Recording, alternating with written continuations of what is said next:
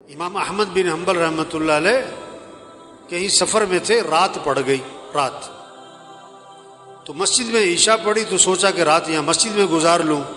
مسجد والوں نے کہا بھی ہم نے مسجد بند کرنی ہے، سب باہر نکل جائیں۔ انہوں نے کہا بھی میں مسافر آدمی ہوں، رات گزارنی ہے۔ اپنا تعارف نہیں کروایا میں کون ہوں۔ انہوں نے کہا نہیں جی یہاں اجازت نہیں ہے۔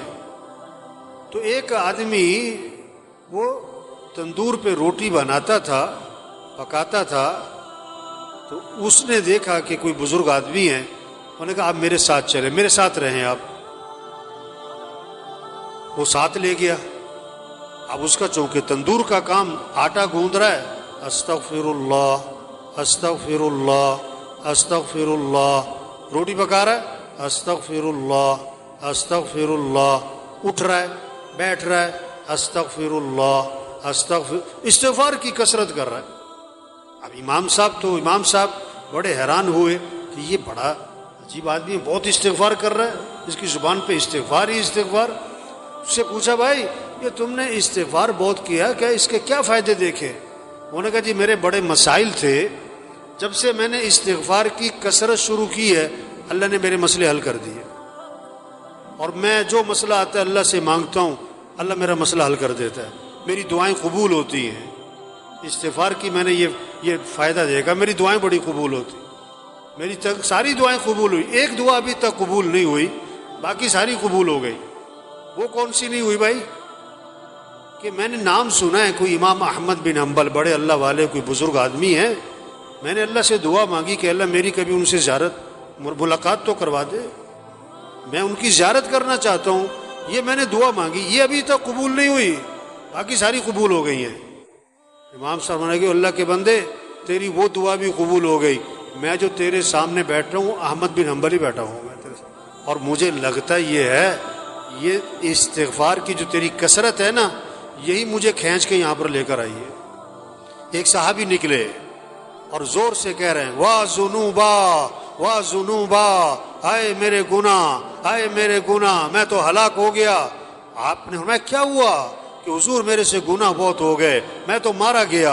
آپ نے فرمایا کہو اللہم ان مغفرتک اوسع من ذنوبی ورحمتک ارجى عندی من عملی، اے اللہ بے شک میرے گناہ بہت زیادہ ہیں لیکن تیری جو مغفرت ہے نا وہ میرے گناہوں سے بھی زیادہ وسیع ہے، اور مجھے اپنے عمل کا کوئی آسرا نہیں، مجھے تو تیری رحمت ہی کا آسرا ہے۔ فرمایا پھر کہو اللہم ان مغفرتک اوسع من ذنوبی ورحمتک ارجى عندی من عملی، میں پھر کہو اللہم ان مغفرتک اوسع من ذنوبی ورحمتک ارجى عندی من عملی۔ 3 دفعہ ان سے یہ دعا پڑھوائی اور میں جاؤ اللہ نے تمہارے سارے گناہ معاف کر دی۔ کلکم خطاؤون وخیر الخطائین التوابون، حضور صلی اللہ علیہ وسلم نے فرمایا تم سب کے سب خطا کار ہو اور بہترین خطا کار وہ ہیں جو اللہ سے معافی مانگیں۔ فقلت استغفروا ربکم انه كان غفارا يرسل السماء عليكم مدرارا ويمددكم بأموال وبنين ويجعل لكم جنات ويجعل لكم أنهارا۔ استغفار کرو تو کیا ہوگا؟ ایک تو اللہ گناہ معاف کر دیں گے، اور پھر اللہ بارشیں دیں گے، اور اللہ تمہاری مدد کریں گے، مال بھی دیں گے، مال اولاد بھی دیں گے، بیٹے دیں گے، اور اللہ نہروں میں برکت دیں گے، باغات میں برکت دیں گے۔ یہ اللہ کے وعدے ہیں۔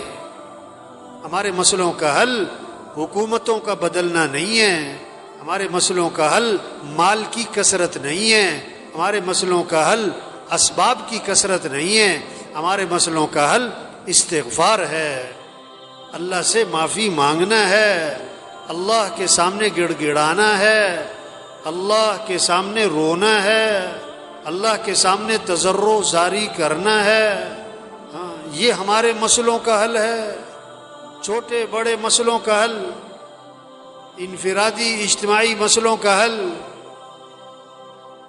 غریبوں کے مالداروں کے مسئلوں کا حل، عوام کے حکمرانوں کے مسئلوں کا حل، استغفار استغفار، اللہ سے معافی مانگیں، توبہ کریں، اللہ کے سامنے روئیں، اللہ کے سامنے گڑ گڑائیں، اپنے گناہوں کو چھوڑیں، جو غلطی ہوئی اس پر ندامت ہو، آئندہ اس گناہ سے بچنے کا عزم ہو،